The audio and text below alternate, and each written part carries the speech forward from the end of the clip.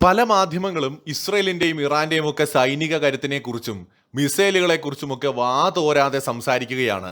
ദൗർഭാഗ്യവശാൽ നമ്മുടെ ഇന്ത്യയിൽ ഇസ്രയേലിനും അതുപോലെ ഇറാനുമൊക്കെ ധാരാളം ഫാൻസ് ഉണ്ട്. അവർക്ക് പലപ്പോഴും സ്വന്തം രാജ്യത്തെക്കാൾ പ്രിയം ഇസ്രയേലിനോടും ഇറാനോടുമൊക്കെ ആണെന്ന് തോന്നിപ്പോകാറുമുണ്ട് അവരുടെ പ്രതികരണങ്ങളൊക്കെ കാണുമ്പോൾ. സ്വന്തം രാജ്യത്തിന്റെ കരുത്ത് എന്ത് എന്ന് അറിയാതെ അന്വേഷിക്കാതെ ഇസ്രയേലിന്റെയും ഇറാന്റെയും സൈനിക കരുത്തിനെയും മിസൈൽ പവറിനെയൊക്കെ കുറിച്ച് വാചാലരാകുന്നവർക്ക് വേണ്ടി തന്നെ പ്രത്യേകം തയ്യാറാക്കിയ വീഡിയോ ആണിത്. അതായത് ഇന്ത്യയുടെ മുന്നിൽ ഇസ്രയേലും ഇറാനുമൊക്കെ പ്രത്യേകിച്ച് മിസൈൽ സാങ്കേതിക വിദ്യയിൽ വെറും ശിശുക്കൾ മാത്രമാണ് എന്ന് ഇനിയെങ്കിലും ഇസ്രയേൽ ഇറാൻ ഫാൻസ് തിരിച്ചറിയണം. അതുകൊണ്ട് തന്നെ നമ്മുടെ ഈ വീഡിയോയിൽ ഇന്ത്യയുടെ മിസൈൽ കരുത്തിനെ കുറിച്ചാണ് സംസാരിക്കാൻ പോകുന്നത്. ലോകത്ത് ഇന്ത്യക്കാരടക്കം പലപ്പോഴും ചർച്ച ചെയ്തിട്ടുള്ള ഒന്നാണ് ഇസ്രയേലിന്റെ അയൺ ഡോമിനെ കുറിച്ചും ഇറാന്റെ ഹൈപ്പർസോണിക് മിസൈലുകളെ കുറിച്ചുമൊക്കെ. എന്നാൽ നിങ്ങൾക്കറിയാമോ, ഈ രണ്ട് രാജ്യങ്ങളുടെയും ആകെ കരുത്തിനേക്കാൾ എത്രയോ മടങ്ങ് മുകളിലാണ് ഭാരതത്തിന്റെ മിസൈൽ ശക്തി എന്നത്. ഭൂഖണ്ഡങ്ങൾ താണ്ടി ശത്രുവിനെ തകർക്കാൻ ശേഷിയുള്ള ICBM-കൾ അടക്കം ലോകത്തിലെ ഏറ്റവും വേഗതയേറിയ ക്രൂയിസ് മിസൈലുകൾ അടക്കം ഇന്ത്യയുടെ കൈവശമുള്ള മിസൈലുകൾ ലോകത്തെ മറ്റേതൊരു ശക്തിയെയും ഭയപ്പെടുത്തുന്നവയാണ്. ഒരുപക്ഷെ പല ആയുധങ്ങളും പരിശോധിക്കുമ്പോൾ ഇന്ത്യയെ വെല്ലാൻ മറ്റ് രാജ്യങ്ങൾക്ക് കഴിയാത്ത മേഖലകൾ പോലുമുണ്ട്. ഇറാന്റെ മിസൈൽ സാങ്കേതിക വിദ്യയുടെ കരുത്തിനെ കുറിച്ചും ഇസ്രയേലിന്റെ കരുത്തിനെ കുറിച്ചും ഒക്കെ വാചാലരാകുന്നവർ ബോധപൂർവം ഇന്ത്യയുടെ നേട്ടങ്ങളെക്കുറിച്ചും സൈനിക കരുത്തിനെ കുറിച്ചും കണ്ടില്ല എന്ന് നടിക്കുന്നത് യാദർശികമാണ് എന്ന് കരുതാനൊന്നും വയ്യ, മനഃപൂർവ്വം തന്നെയാണ്. ആദ്യം നമുക്ക് ഇറാന്റെ മിസൈലുകളുടെ പരമാവധി റേഞ്ച് നോക്കാം. 2000 കിലോമീറ്റർ ആണ് ഇറാന്റെ കൈവശമുള്ള മിസൈലുകളുടെ പരമാവധി റേഞ്ച് എന്ന് പറയുന്നത്. ഇനി ഇസ്രയേലിന്റെ കൈവശം ജെറിക്കോ എന്ന് പറയുന്ന ഒരു മിസൈൽ ഉണ്ട്. ഇതിന്റെ പരമാവധി ദൂരപരിധി എന്ന് പറയുന്നത് ഒരു 5000 മുതൽ 7000 കിലോമീറ്റർ വരെയാണെന്ന് കരുതപ്പെടുന്നു. ഇന്ത്യയുടെ കൈവശമുള്ള അഗ്നി 5 മിസൈലിന് പോലും 8000 കിലോമീറ്ററിലധികം ദൂരത്തിൽ സഞ്ചരിക്കാൻ കഴിയും. അഗ്നി 6, സൂര്യ എന്നിങ്ങനെയുള്ള 2 മിസൈലുകൾ അതീവ രഹസ്യമായി ഇന്ത്യ നിർമ്മിക്കുന്ന ഈ മിസൈലുകൾക്ക് യഥാക്രമം 12000 മുതൽ 15000 കിലോമീറ്ററിന് മുകളിൽ വരെയുള്ള ദൂരം താണ്ടാൻ ശേഷിയുള്ളവയാണ്. അതായത് ഇന്ത്യക്ക് ഇന്ന് ലോകത്തിന്റെ ഏത് കോണിലുമുള്ള ശത്രുവിനെ സ്വന്തം മണ്ണിൽ ഇരുന്നു കൊണ്ട് തന്നെ തകർക്കാനുള്ള ശേഷിയുണ്ട്. ഈ ഗ്ലോബൽ റീച്ച് ഇറാനോ ഇസ്രയേലിനോ സ്വപ്നം പോലും കാണാൻ കഴിയാത്ത ഒന്നാണ്. സാങ്കേതിക വിദ്യയുടെ കാര്യമെടുത്താൽ ഇന്ത്യയുടെ ബ്രഹ്മോസിന്റെ കാര്യം തന്നെ എടുക്കാം. യഥാർത്ഥ ഗെയിം ചേഞ്ചർ ആയിട്ടുള്ള ഒരു ആയുധമാണ്. മാക് 3 വേഗതയിൽ പറക്കുന്ന ഈ മിസൈലിനെ തടയാൻ ഇന്ന് ലോകത്തുള്ള ഒരു മിസൈൽ പ്രതിരോധ സംവിധാനത്തിനും കഴിയില്ല. ഒന്നിനും കഴിയില്ല എന്ന് പറഞ്ഞാൽ ചൈനയുടെയും അമേരിക്കയുടെയും കയ്യിലുള്ള പ്രതിരോധ സംവിധാനങ്ങൾക്ക് പോലും കഴിയില്ല എന്ന് തന്നെയാണ് അർത്ഥം. ഇസ്രയേലിന്റെ കൈവശമുള്ള മിസൈലുകൾ കൃത്യതയുള്ളവ തന്നെയാണ്. എന്നാൽ അതിനേക്കാൾ മികച്ച ആക്യുറസിയുള്ള മിസൈലുകളാണ് ഇന്ത്യൻ മിസൈലുകൾ. മാത്രവുമല്ല, ഇസ്രയേൽ നിർമ്മിക്കുന്നതിനേക്കാൾ ചിലവ് കുറച്ചാണ് നമ്മുടെ മിസൈലുകളുടെ ഉൽപാദനം. അതോടൊപ്പം തന്നെ മാസ് പ്രൊഡക്ഷൻ നടത്താനുള്ള ക്യാപ്പബിലിറ്റിയും ഇന്ത്യക്കുണ്ട്. ഫിലിപ്പീൻസ് ഉൾപ്പെടെയുള്ള രാജ്യങ്ങൾക്ക് മിസൈലുകൾ സപ്ലൈ ചെയ്യുന്ന ഇന്ത്യ ഏറ്റവും ക്വാളിറ്റി ഉള്ള മിസൈലുകൾ നിർമ്മിക്കുന്ന, എന്നാൽ വളരെ കുറഞ്ഞ ചെലവിൽ മിസൈലുകൾ നിർമ്മിക്കുന്ന ഒരു രാജ്യമാണ്. പ്രിസിഷൻ സ്ട്രൈക്കിൽ ഇന്ത്യയുടെ കഴിവിനോട് മത്സരിക്കാൻ ഇറാന് മാത്രമല്ല പലപ്പോഴും ഇസ്രയേലിന് പോലും കഴിയില്ല എന്നും ഇന്ന് ലോകം കാണുന്നുണ്ട്. ഓപ്പറേഷൻ സിന്ദൂർ സമയത്ത് ഇന്ത്യ നടത്തിയ സ്ട്രൈക്കുകളും ഇറാൻ നടത്തിയ സ്ട്രൈക്കുകളും മാത്രം നമ്മൾ പരിശോധിച്ചാൽ മതി. ഇന്ത്യയുടെ ആക്രമണങ്ങളെല്ലാം തന്നെ ജനവാസ മേഖലകളിൽ തന്നെയാണ് നടന്നത്. പക്ഷെ കൃത്യമായിട്ട് ലക്ഷ്യം ഭേദിച്ചു. ഒരല്പം പോലും അങ്ങോട്ടോ ഇങ്ങോട്ടോ മാറിയില്ല. സിവിലിയൻസിന് യാതൊരു പരിക്കും സംഭവിച്ചില്ല. ഓപ്പറേഷൻ സിന്ദൂറിൽ ഇന്ത്യയുടെ പ്രിസിഷൻ സ്ട്രൈക്ക് കാപ്പബിലിറ്റി ലോകത്തിന് കാണിച്ചു കൊടുത്തു.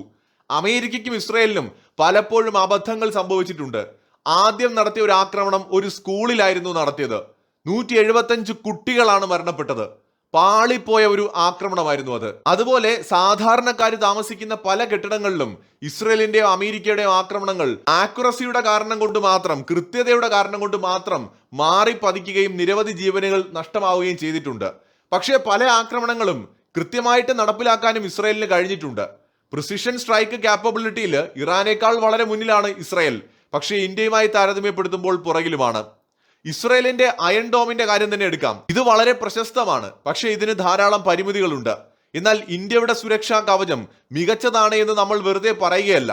ഓപ്പറേഷൻ സിന്ദൂർ സമയത്ത് ലോകത്തിന് കാണിച്ചു കൊടുത്തതാണ്.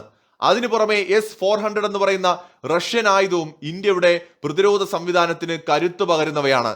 ഇന്ത്യ തദ്ദേശീയമായി വികസിപ്പിച്ചെടുത്ത XR/SAM പോലെയുള്ള ആധുനിക എയർ ഡിഫൻസ് സിസ്റ്റംസും ആകാശ് മിസൈലുകളുമൊക്കെ ഇന്ത്യയുടെ പ്രതിരോധ കരുത്തിന്റെ തെളിവാണ്. ഹൈപ്പർസോണിക് മിസൈലുകൾ പോലും പാതി വഴിയിൽ തകർക്കാൻ ശേഷിയുള്ള സംവിധാനങ്ങൾ ഇന്ത്യയുടെ കൈവശം ഇന്നുണ്ട്. ഇറാന്റെയോ ഇസ്രയേലിന്റെയോ കയ്യിലുള്ളതിനേക്കാൾ എത്രയോ മടങ്ങ് കരുത്തുള്ളവയാണിവ. ചുരുക്കി പറഞ്ഞാൽ സാങ്കേതിക വിദ്യയിലും ദൂരപരിധിയിലും നിർമ്മാണ ശേഷിയിലും ഇന്ത്യ ഇന്നൊരു മിസൈൽ സൂപ്പർ പവറാണ്. ഇസ്രയേലും ഇറാനും ഒരു പ്രത്യേക മേഖലയിൽ മാത്രം കരുത്തരാണെങ്കിൽ ഇന്ത്യ സകല മേഖലകളിലും, അതായത് കരയിലും ആകാശത്തും കടലിലും ഒരുപോലെ ആധിപത്യം പുലർത്തുന്ന ശക്തിയാണ്. ഇതുവരെ ഇന്ത്യ ഔദ്യോഗികമായിട്ട് പ്രഖ്യാപിച്ചിട്ടില്ല എങ്കിലും അഗ്നി 6ഉം സൂര്യ മിസൈലും ഒക്കെ ഇന്ത്യയുടെ ആവനാഴിയിലെ കരുത്തുറ്റ അസ്ത്രങ്ങളുമാണ്.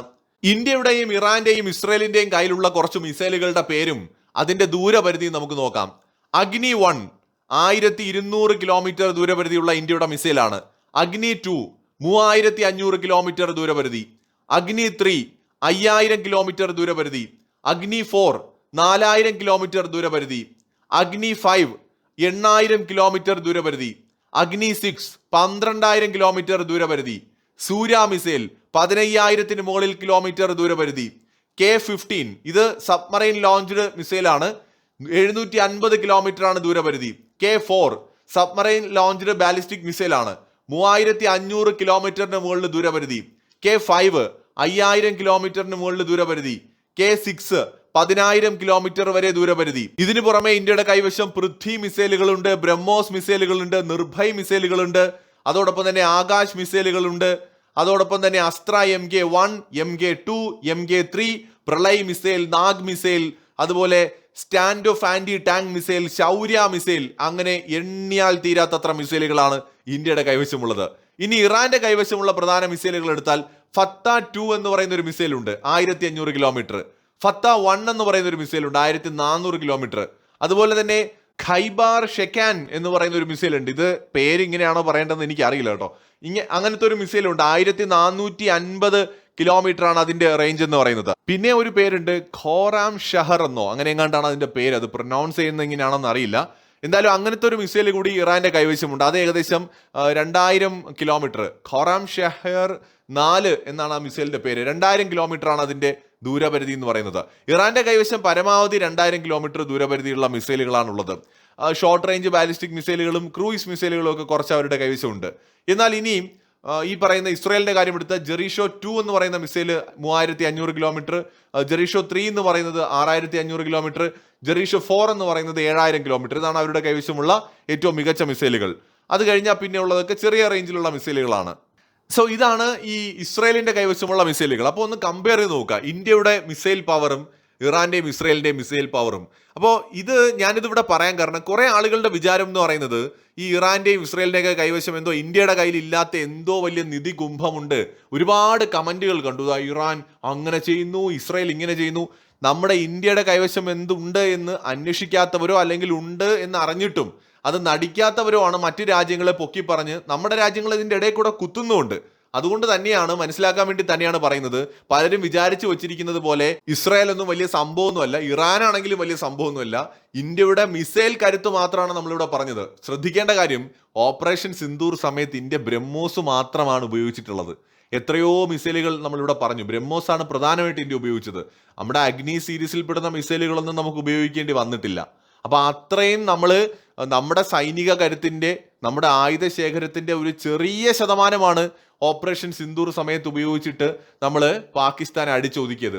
ഇവിടെ ഇസ്രായേലും ഇറാനും അവരുടെ ആവനാഴിയിലെ ഏറ്റവും മികച്ച ആയുധങ്ങൾ എടുത്ത് അങ്ങോട്ടും ഇങ്ങോട്ടും അടിച്ചിട്ടാണ് ഈ രീതിയിൽ അങ്ങോട്ടും ഇങ്ങോട്ടും നടന്നുകൊണ്ടിരിക്കുന്നത്. അപ്പൊ ഇന്ത്യയെ സംബന്ധിച്ചിടത്തോളം ഇന്ത്യയുടെ കരുത്ത് എന്താണെന്ന് ഇന്ത്യക്കാരും മനസ്സിലാക്കാതെയാണ് മറ്റു രാജ്യങ്ങളെ പൊക്കിയടിച്ച് വലിയ ഫാനിസം കളിച്ച് നടക്കുന്നത്. എന്തിനാണെന്ന് എനിക്ക് എപ്പോഴും മനസ്സിലാവാത്തൊരു കാര്യമാണ്.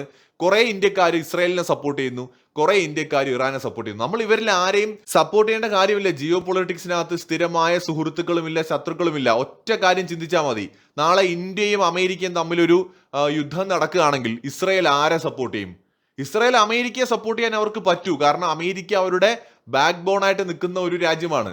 അപ്പോ ഇന്ത്യ ഇസ്രായേൽ ബന്ധത്തിന്റെ കാര്യം പറഞ്ഞിട്ട് വല്ല കാര്യമുണ്ടോ? നാളെ ഇപ്പോ ഇന്ത്യ പാലസ്തീനുമായിട്ടാണ് പ്രശ്നമെങ്കിൽ ഇറാൻ ഇന്ത്യയുടെ കൂടെ നിൽക്കുമോ? ഒരിക്കലും നിൽക്കാൻ പോകുന്നില്ല. കാരണം ഇറാൻ പാലസ്തീന്റെ കൂടെ നിൽക്കൂ. അത് ഇറാന്റെ ഒരു നിലപാടിന്റെ ഭാഗമാണ്. അപ്പൊ ഇതുപോലെ ഓരോ രാജ്യങ്ങൾക്കും അവരവരുടേതായിട്ടുള്ള ഇൻട്രസ്റ്റ് ഉണ്ട്. അപ്പൊ നമ്മുടെ രാജ്യത്തിന്റെ താല്പര്യങ്ങൾ മനസ്സിലാക്കിയിട്ട് നമ്മൾ ഇവരോടൊപ്പം നിന്നാൽ മതി. അല്ലാതെ നമ്മളിപ്പോ ഇസ്രായേലിനെ അനുകൂലിക്കേണ്ട കാര്യം നമുക്കില്ല, ഇറാനെയും ഭയങ്കരമായിട്ട് സപ്പോർട്ട് ചെയ്യേണ്ട കാര്യമില്ല. ന്യൂട്രൽ സ്റ്റാൻഡാണ് ഇന്ത്യക്കാർക്ക് നല്ലത്. തമ്മിലടിക്കുന്ന ഇന്ത്യക്ക് ഗുണം ചെയ്യുന്ന രണ്ട് സുഹൃത്തുക്കളാണ്. അതായത് ഇവിടെ കുറെ ആളുകൾ അന്ധമായിട്ട് ഭക്തരായിട്ട് നടക്കുന്നുണ്ട്. ഇസ്രായേലിനെ ഭക്തി കൊണ്ട് നടക്കുന്ന കുറെ പേര്, ഇറാനെ കൊണ്ട് നടക്കുന്ന കുറെ പേര്. ഇവരാരും മനസ്സിലാക്കാത്തത് ഈ പറയുന്ന ഇസ്രായേലും ഇറാനും ഒന്നും ഇന്ത്യക്ക് വേണ്ടി ഇതുപോലെ ജയ് വിളിക്കാനൊന്നും പോകുന്നില്ല. നമ്മുടെ രാജ്യത്തിന് വേണ്ടി നമ്മളെ ഉണ്ടാവുള്ളൂ. മറ്റൊരു വീഡിയോയുമായി വീണ്ടും കാണാം.